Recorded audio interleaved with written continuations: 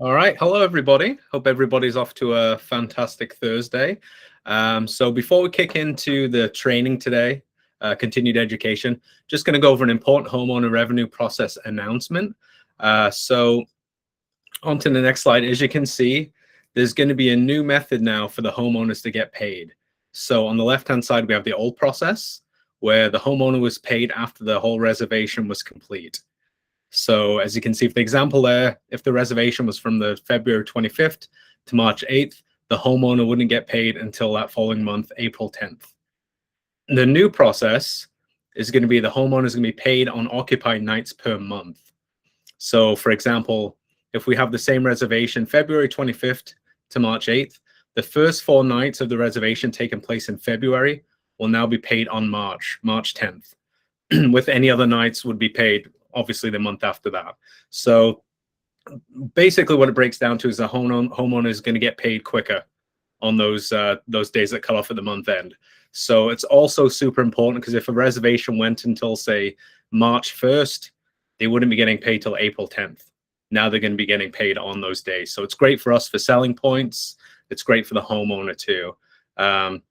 So does anyone have any questions with the understanding around that? So it's actually, Chelsea, it's already began. So I'm not sure if they're going to get an email, but it's already in place. So for all of you to know, it's already underway, which is great. So Daniel, I can pipe in here, Chelsea. Yeah. On the next slide, we have the release notes attached.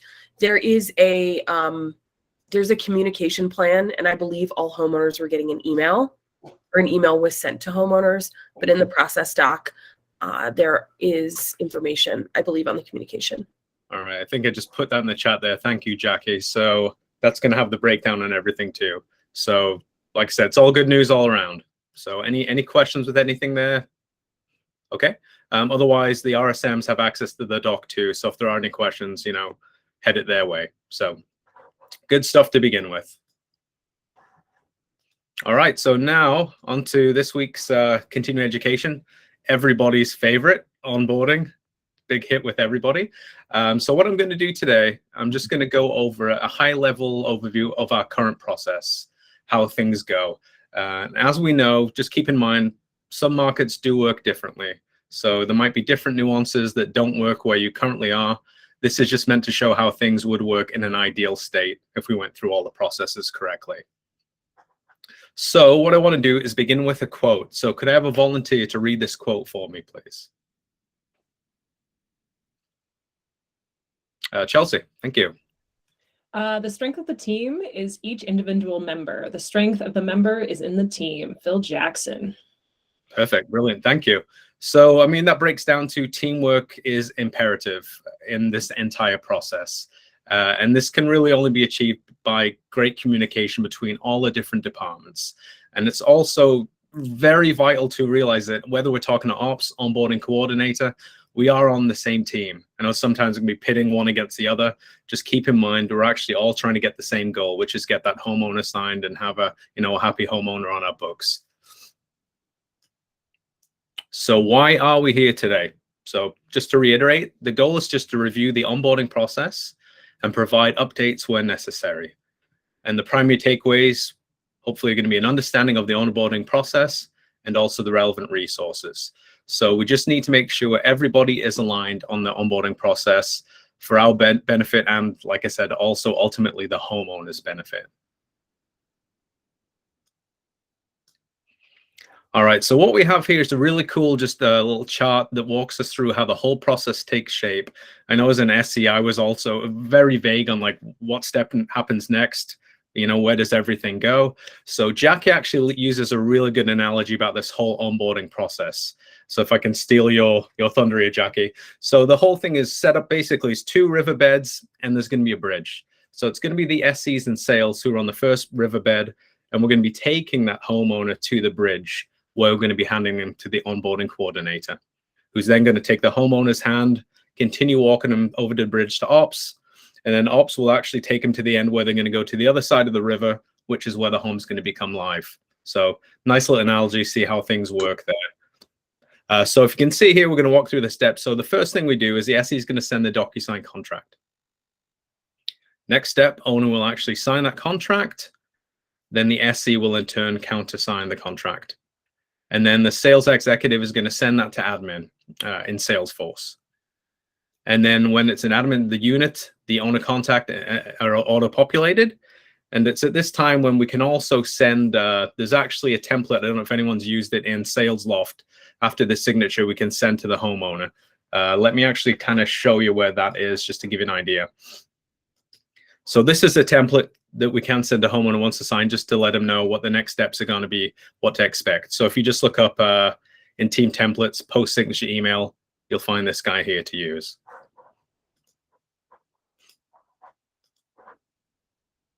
All right, so then the very next step after that is going to be after it's populated the unit owner contact. We're going to go to the owner email. So that's going to be create your account. So that's an auto-populated email they're going to get. But like I said, we can always send ours through SalesLoft. And from that point on, they're going to set up their owner account through all the information. And then it's going to be prompted to push it to the owner. It's going to be redirected to the onboarding wizard, where they're going to input all of their information there. So we all follow those steps, see how everything kind of walks through the step-by-step process. And you will also have access to this too if you want to look over it, see how it flows. All right, so next we're going to go over the key players and their roles.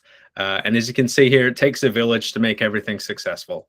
It's going to take everybody performing their roles correctly to achieve success for that homeowner. So teamwork, teamwork, teamwork. So this is a brief overview of the key players and the roles. And if I could just have some volunteers, I'll read the first one, but we'll just break through each different person who's involved.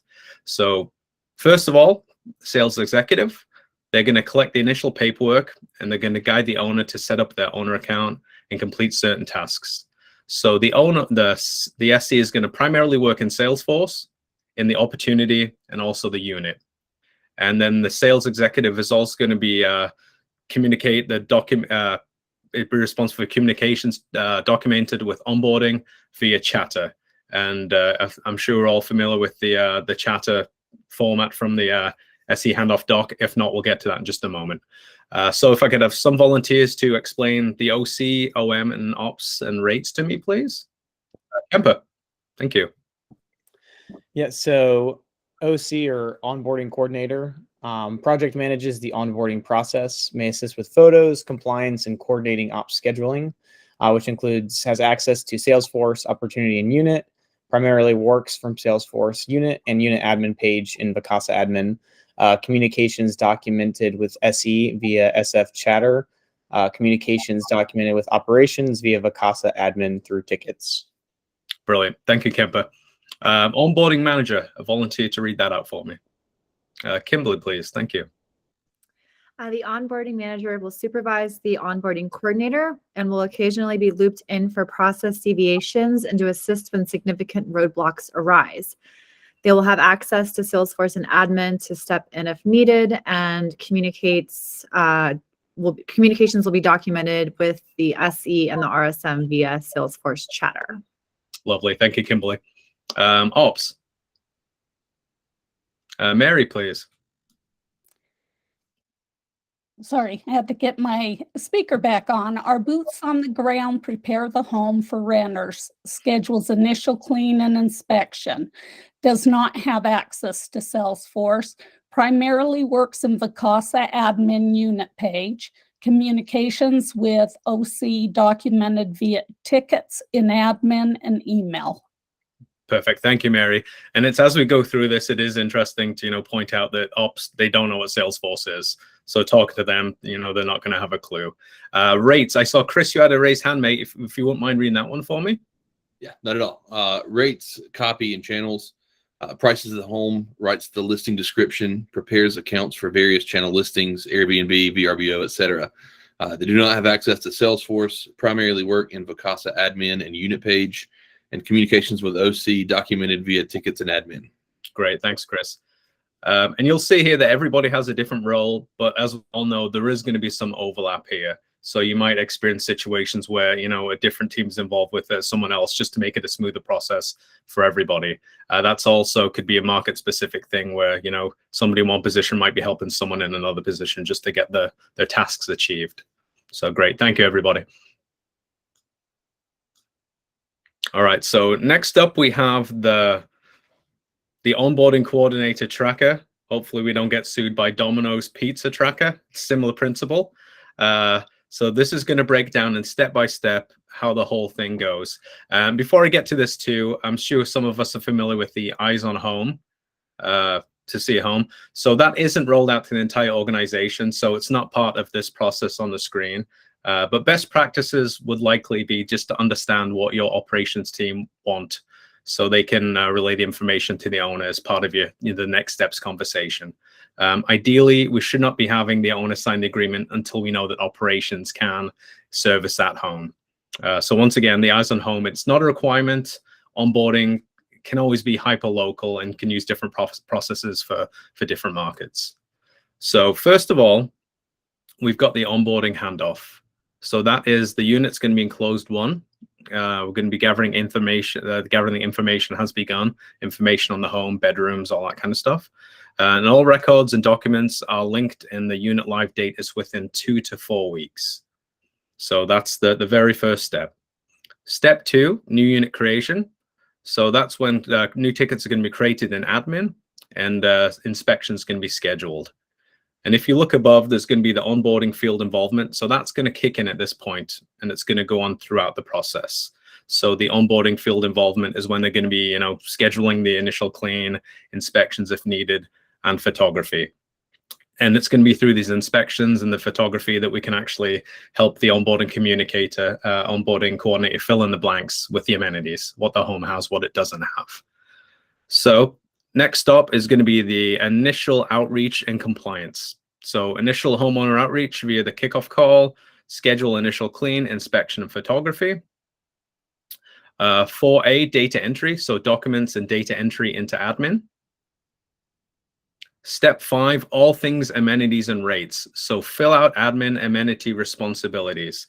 So there are 110 mandatory amenities for every single home that needs to be put in. Does anyone on here have a guess of how many amenities can be added altogether in our system? How many there are to add? Wild guesses. I'll take any guesses. Garrett, 250, good guess. Jesse, good guess. Going a bit higher, everybody.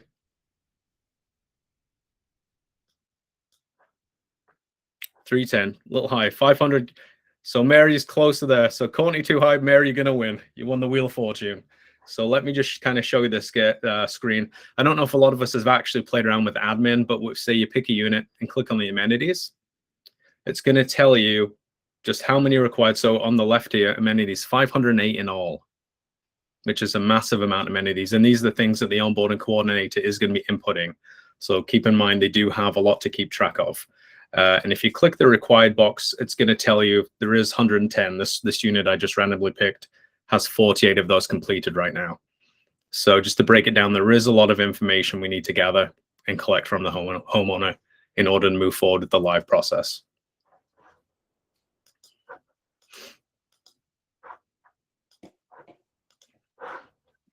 All right, so after all things amenities, we're going to go to, and also one thing to point out there too, as far as rates.